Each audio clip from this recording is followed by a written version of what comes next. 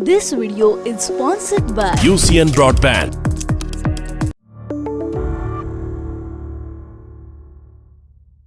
राज्य के सरकारी अस्पतालों को हुआ क्या है, ये सवाल सहसा उठ रहा है। नागपुर के जीएमसी अस्पताल में एक मरीज को वेंटिलेटर नहीं मिलने की घटना अभी ताजी ही थी कि अमरावती के जिला महिला अस्पताल डफरिन में वेंटिलेटर के जल जाने की घटना रविवार को सामने आई है। एक अस्पताल में वेंटिलेटर जल गया। ये घटना अस्पताल SNCU में हुई। स्पेशल न्यूबॉर्न केयर यूनिट में सामान्यतः ऐसे बच्चों को रखा जाता है जिनकी स्थिति जन्म के बाद ही कमजोर होती है।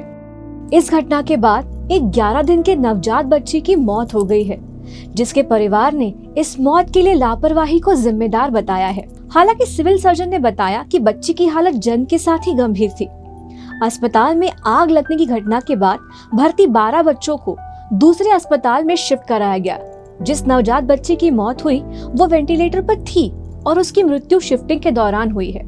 इस गंभीर घटना के बाद भारतीय राजनीति में जो काम सबसे पहले होता है वो शुरू हो गया है, जिसे राजनीति कहा जाता है। भाजपा नेता जो राज्यसभा सांसद और खुद एक डॉक्टर भी है, अनिल बोंडे, उन्होंने इस घटना के लिए महाविकास आघाड़ी सरकार को जिम्मेदार बताया है। उनके मुताबिक अस्पताल के लिए प्रस्तावित जो तय हुए थे पिछली सरकार में नहीं हुए।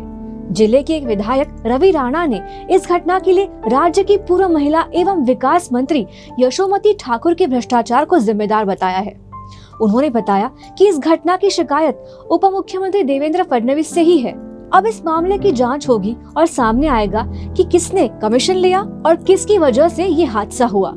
आपको बताते चले कि अस्पताल अंग्रेजों के जमाने का है, जिसका निर्माण 1940 में हुआ था। अंग्रेजों द्वारा बनाया गया अस्पताल आज भी काम कर रहा है, काम बस सिस्टम नहीं कर रहा है। वैसे जिलाधिकारी ने बताया है कि इस घटना से बस जिला नियोजन समिति के फंड से अब अस्पताल का इलेक्ट्रिक ऑडिट कराया जाएगा। अमरावती से चलकर अब नागपुर आइए।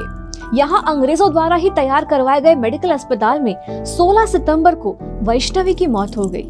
इस मौत की वजह थी समय पर वेंटिलेटर न मिलना। वैष्णवी 40 घंटे तक अस्पताल में एक अदद वेंटिलेटर के लिए तरसती रही, जबकि उसके माँ बाप उसे जिंदा रखने के लिए एम्बू बैग के सहारे सांस देने में जुटे रहे। मेहनत बेकार गई और वैष्णवी की सांसें टूट गई। इस घटना के बाद भारी हंगामा हुआ तो अस्पताल प्रशासन ने एक जांच समिति का गठन किया। इस समिति ने अपनी जो रिपोर्ट दी उसके मुताबिक वैष्णवी की मौत के लिए मेडिकल अस्पताल के सिस्टम को जिम्मेदार बताया। यहाँ ये भी जान लेना जरूरी है कि ये रिपोर्ट देने वाले डॉक्टर मेडिकल के ही थे।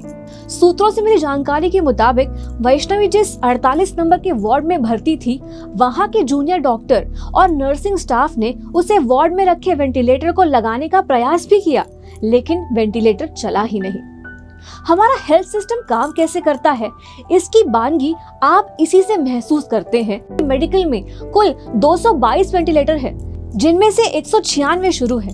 इसके बावजूद वार्ड का वेंटिलेटर बंद होने की वजह से डॉक्टरों ने वैष्णवी के माता पिता को एम्बू बैग इस्तेमाल करने की सलाह दी थी। कोरोना के दौरान देश में जो हुआ वो सबने देखा, लेकिन दावा ये हुआ कि अब परिस्थितियों से लड़ने के लिए हम इतने तैयार हो गए हैं कि हमारे पास एक बेहतर हेल्थ सिस्टम निर्माण हो गया है। इसी सिस्टम में एक मरीज की वेंटिलेटर न मिलने की वजह से मौत हो जाती है और एक नवजात बच्ची की वार्ड में रखे वेंटिलेटर के जल जाने के बाद बने हालात के चलते मौत हो जाती है। दरअसल ये घटनाएं नहीं, सिस्टम है जो चल रहा है और हम सब उसके हिस्से हैं।